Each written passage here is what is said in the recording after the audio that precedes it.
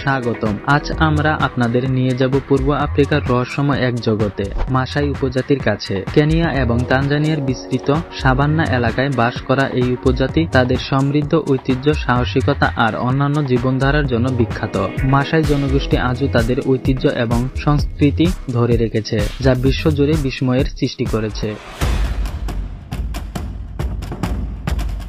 মাসাই উপজাতির পোশাক তাদের সংস্কৃতির এক শক্তিশালী অংশ। তাদের উজ্জ্বল লাল রঙের পোশাক, যা শুকা নামে পরিচিত, শিকারী জীবনের প্রতীক। লাল রংটি বন্য প্রাণীদের থেকে সুরক্ষা দেয় বলে বিশ্বাস করে তারা।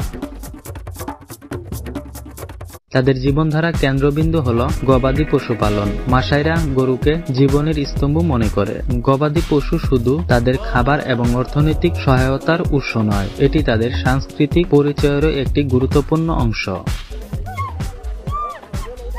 মাসাই সংস্কৃতি বলতে গেলে প্রথমেই আসে তাদের বিখ্যাত ঐতিহ্যবাহী নাচ, লাফিয়ে ওঠা নাচ,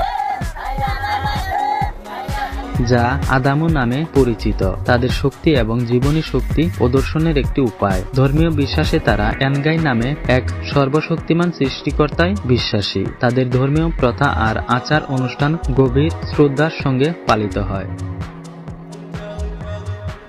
মাসাইদের প্রধান খাবার গরুর দুধ, মাংস এবং রক্ত। তারা গরুর রক্তকে একটি পবিত্র উপাদান হিসেবে বিবেচনা করে এবং বিশেষ অনুষ্ঠানে এটি পান করে। তাদের খাবার প্রাকৃতিক এবং উপাদানের উপর নির্ভরশীল।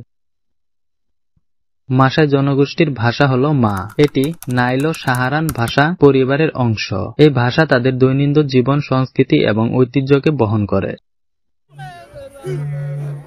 মাসাইরা যে বাড়িতে থাকে সেটি ইনকাজিজক নামে পরিচিত। এটি প্রধানত কাদা, গরুর গোবর এবং কাঠের ডাল ব্যবহার করে তৈরি করা হয়। বাড়িগুলো তৈরি হয় বৃত্তাকার আকৃতিতে এবং প্রতিটি পরিবারের জন্য আলাদা করে। এই বাড়িগুলো শীতল এবং সহজে তৈরি করা যায়, যা তাদের পরিবেশ এবং জীবনধারার সাথে মানানসই।